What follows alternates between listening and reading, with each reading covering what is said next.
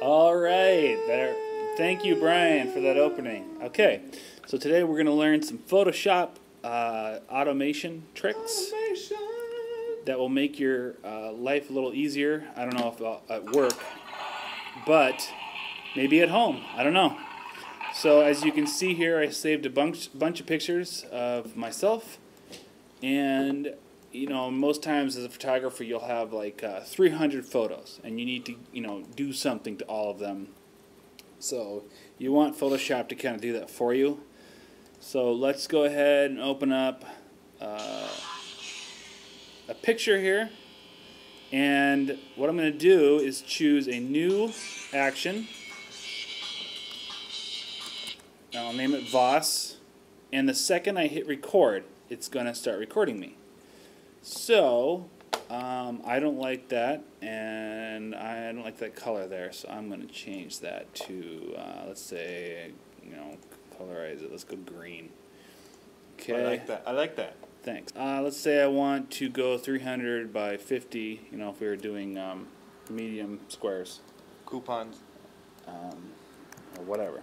So we'll go ahead and change the size there, and then we're going to hit Save As. And because we have to record the action. You have to record the action of saving it. So I think if you just put that right to the desktop. Are you going to replace it? Well, actually, you know what we'll do is we'll make a new desktop, and we'll go. Can you make a new folder here? No, you can't, can you? There you go. There. Okay, so new folder. We'll just call it new. Oh, it's already on there. Okay, so how about new Pete? Create. I like new Pete. Alright, so there's a folder on there, and that'll place that in there. And I want that at the highest quality, of course. And I'm going to hit stop on my action panel. And now you can see that it's Voss, and this is what we did to it. And we are now going to go ahead and automate that. So you go under File, Automate, Batch. Batch. So we have, let's see, where's our folder? New Pete. Okay, so it's coming from, I believe, the desktop. Yep. And we're going to choose the folder. New Pete. So desktop. New Pete. Choose. And we're going to override this action, which I believe we did. So this should work. It will work. And here you go. It's going to go through all these photos that I got and resize them and do that green color. Let's check it out. New Pete. And there they are. So now, like, let's say I had 300 of those. That would come really handy, and I could just, look at that guy. You know, look at that. Every photo in here will be to what you want. You can add a stroke to that, and if you don't like to stroke it, you can do black and white, grain, any effect you want if you want to carry that through the whole thing. So if you guys have any questions in the room, Lisa Ritten, I'm sure, is confused right now. Brenda, we don't have any idea what's going on there. And then, but any of you have any questions, just, I'm sitting right in the room with you, so go ahead and ask me. I'm going to go ahead and throw these pictures away because they're terrible. And we'll throw this away too. And the second thing I was going to go over is not that anything maybe you wouldn't use again at work, but it's a cool way to make photos look like movie posters. And I'll show you a thing here. Photo. Well, I'll just type it in. Photos to look like movie poster. You know, as easy as it gets there. And I think it was this one, but I actually did this about 6 years ago. I was experimenting with this stuff, and if you ever go to the movies and you see the movie posters that are in the on the wall or whatnot, they are 99.9% photoshopped, just from normal photos, if not actual paintings. But this one, for instance, is just taking photos and making them look like paintings or fake in Photoshop. So here you go. Here's what you'll need. So he took this photo of his buddy, He took an explosion picture from Google. He took this ship picture from Google. He took this wave picture, and he took an OpenSea. And this creepy child molester Oh my God. photo of his buddy, which we never want to meet him. So what you do is start with your picture. Make the desired color adjustments. Okay, so we got this ocean. Well, looks like he just desaturated it. You know, simple enough. Or, Nice. you know, adds a gradient blend, whatever. And now he's going to make a, he says it right here, I added a choppy cutout, and he added that little ship picture, and as you can see here, it looks all cut out and awful. But he desaturated it again, and it's, you know, it looks kind of fake there. And then he blended the wave in, the wave picture that we saw earlier, with a tentacle. He added a tentacle. I don't know where he got that images, but Google. yeah, Google, of course. So now you can kind of see it's starting to look a little bit more realistic. Google but has everything. It's desaturated. They have a lot of stuff. Yeah. And let's see. Yeah, so he adds some light sheens, whatever that means. Wet look.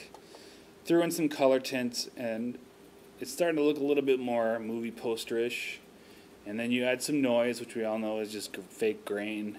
And by doing some different filter techniques, you can start to get it to all kind of blend together. Sorry about that, I had to go. So now you can see that by just adding a tint to the whole thing, you're getting kind of a look there that's all starting to work. And these are just everyday pictures. And that's explosion back there that he composited in. And, well, here's some more even grit, you know, with a whole hue, you know, hue and saturation. He did the whole picture, so it all just kind of blend.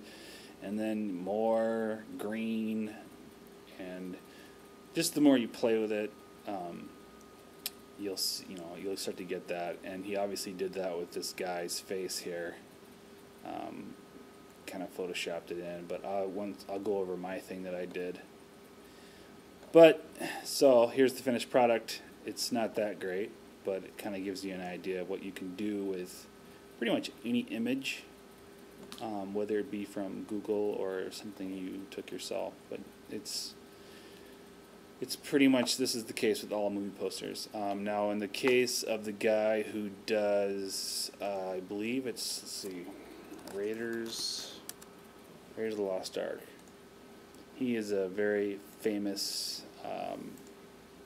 painter, and so you can see his work. He did all the Star Wars posters, and who knows what else, but these are actual paintings. So I know that the popular thing to do is to make real pictures such as like that look like it's going to be a painting, but this guy actually does it. So anyway, of course, we're not going to do that. Today, I'm just going to open up. Unless you're Bob Weigel. Yeah, unless you have time. I mean Bob Milia, Right. not Bob Weigel. So a good There's two example Bobs. of that is I took this picture probably a year ago of a kid that I met, and then I did this, which was kind of just taking that same example where you just apply different filters and whatnot in the background, and you can get kind of a fantasy look. You burn, using the burn and dodge tools, you can get a lot of effects, brightness and saturation, and just gradient overlays, stuff like that. So big difference, and that's what they're doing. And then what I did for your amusement is, because I know you're all amused right now, everybody sit up in their desks. I grabbed a picture of skulls, and I grabbed this picture that I took in my dungeon, my basement. And let's see, what else did I grab? Oh, cool little ocean picture, Cannon Beach, and I just kind of grabbed these elements. And what else? Oh, here's some texture, you can overlay in there. And then, so that's just the original, but, so there's the original photo, and I'll just open up the new one since we're all bored already. Everyone's bored. So double click. let this machine think about it for a bit. It's coming in somewhere. It should be only 72 dpi. So, but anyway, so Brian, what's new in your life? Crazy for you, Pete. Cool. Crazy for you. Yeah, I have no idea what that's not. It's not a big file. So there you go. Just applied. You can see if I just kind of turn stuff off, you know, it starts to go back to, you got all kinds of fun things you can play with. Let's see here, hue, saturation, blah, blah, blah. There's the picture of blackness. Looks like I have some text on here. So there's your standard photo. And I'm going to go through this kind of fast. So I put a black layer over that. I have no idea why. Here's the picture of Cannon Beach. It's at an opacity of 82% to kind of darken it probably on the black background. So I don't know, maybe if I play with this a little bit, but we'll just keep it up high. Then I took that and added a little tint over it. So, you know, right away you'll see that stuff starts to take on a different look. And then, let's see, what's this layer? Nothing. There's nothing there. Oh, there's a background of the people. So I'm kind of trying to match that painting style of that the guy who did those old posters.